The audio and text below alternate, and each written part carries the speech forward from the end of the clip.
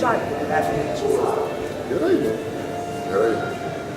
Šnekėjom, kad gerai žaidžia, solidžiai, tikrai nuostabiai gynasi, bando ieškoti opcijų puolime, susikūrė, puikiai.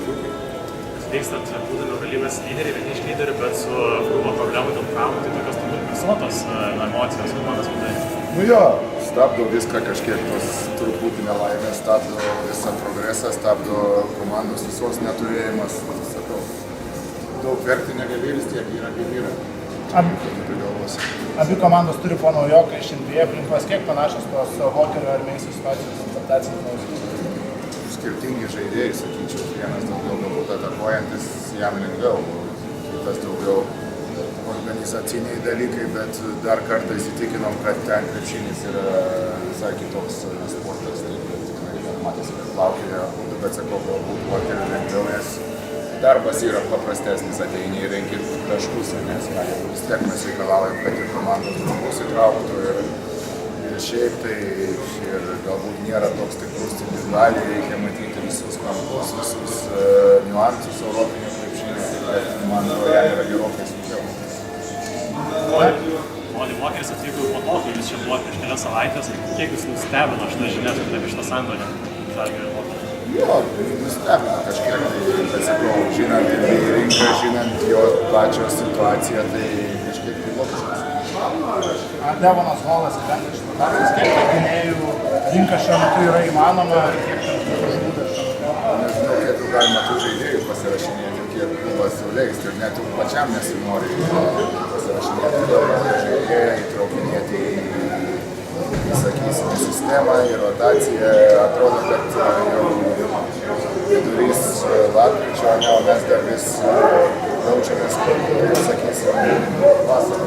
Reikia iš naujo viską pradėti, jau kažkaip nesinori įtraukinėti. Šiek tiek nukrypstant nuo Žalgirio, Kazys Maksvydas pasirašė kontraktą su Turkijos klubu. Yra kažkoks specifinis dalykas apie Turkijos krepšinį, kurį galbūt norėtume perduoti Kazį?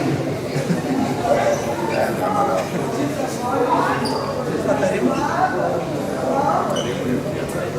Apskritai apie tą Marisas komandą, nes jinai nėra daug žinoma Lietuvoje, ypač tai ką jūs sužinojate, kad galėtus prašymą. Nėra centriuką. Apie tą centriuką kalbant, kiek jo tobulėjimo matote per pastarąjį laikotarpį, kiek jis galbūt toli šiuo metu nuo Eurolygos pasirašė? Tai reikia, galbūt nėra taip toli, reikia galimybės, reikia rolės kažkur, tai ten jie visi tie žaidėjai yra sužaidę aibę rungtynių su prieš Eurolygos komandas ir tų gerų rungtynių yra ir taip toliau, nesakau, čia reikia, kad kažkas duotų šansą, reikia, kad kažkas patikėtų ir bus geriau padaro. Ar apie jūsų komandą, galbūt Naigelis Eisas turėjo įspūdingą trečią dieną ir suturėjo įspūdingą 20% 4 rungtynės, daug kartų, daug metai treniruoti, tai yra geriausias sportas Naigelis sportai šiuo metu. Kiek supratau, labiausiai nepatenkinti savo gyvenimą, savo rolę ir savo, sakant, gero laiko turėjimą. Aišku, čia tikrai geriausiai labiausiai.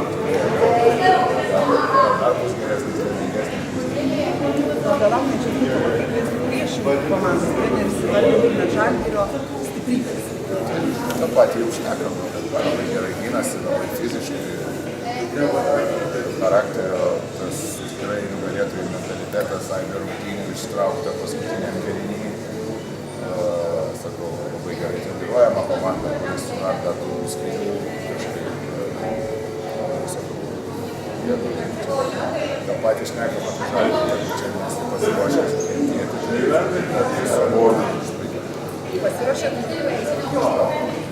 Dabar atrodo, kad taip, iš 24 valandas.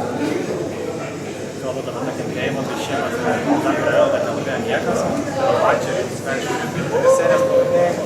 Ar galima sakyti, kad dabar galimas pirmas gynymas reitingas, ar yra ir ta gynyba, ir atmosfera, yra toks miksas, kurios įminėti? Aš manau, kad čia vis tiek niekam tikrai nėra lengva, visi atvažiuoja ir žino, kad čia bus sunku ir taip, ir sakau, kad Žalgiris fanų užvestas sužvėrėja čia ir... Bet tai žinote, visur iš tikrųjų Eurolygoje yra sunku, čia yra kaip Žalgiris irgi jau ta viena iš tokių reitingų. Tas lietuviškas latvis su Flambo turbūt vienas mažiausiai pasirinkstamų dalykų. Dabar Stambulė irgi, tai kalbos pro užpučia normaliai, tai lietuviškai, Thank you.